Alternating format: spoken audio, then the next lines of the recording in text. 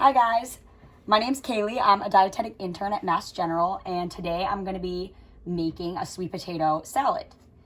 So first we're going to start with the dressing for the salad.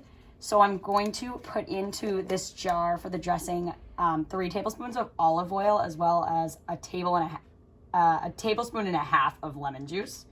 So that's going to start the base for it. And then I'm going to add a teaspoon of Dijon mustard. Ooh. Add that right to it. And also going to add a teaspoon of maple syrup, but you could also use honey or brown sugar, whatever type of sweetener you might have at your house. Even agave could work. All right. And then just to taste, you have a half a teaspoon of kosher salt and pepper. But you know, like I said, to taste. Wow, I'm really bad at measuring, guys. You can always add more or do less depending on your preference.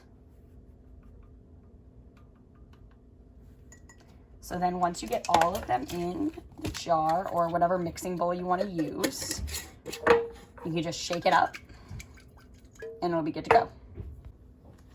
All right, guys, so after we mix together the dressing, I have here some sweet potatoes that have already been boiled. We put them into boiling water for about 10 minutes and let them cool for about 15 minutes or so. So here they are prepped. And we're just gonna add some of the ingredients to here. So we have the sweet potatoes, and then I'm going to add a third a cup of diced or sliced red onions.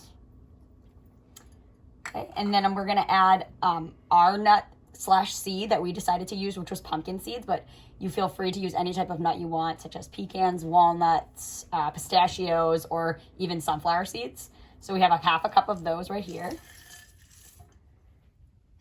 And then we're gonna add half a cup of a dried fruit. We're using raisins, but you could use cranberries, dried blueberries, any type of dried fruit that you want, or you could even use a fresh fruit if that's what you would like to use. Just drop those in there. And then we also have here a half a cup of goat cheese, feta specifically, but you could use any other type of cheese you wanted to use, or you could just omit it altogether, but it does lend a nice salty, savory taste to the sweetness of the potatoes and the dried fruit.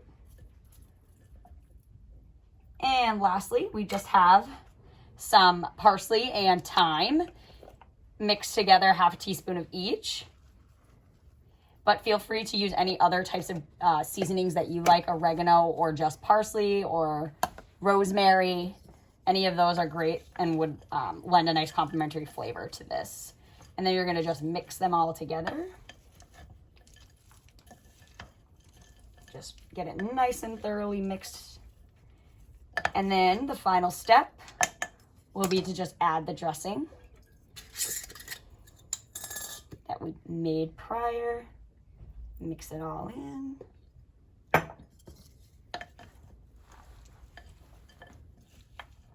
So this is the finished product of our salad.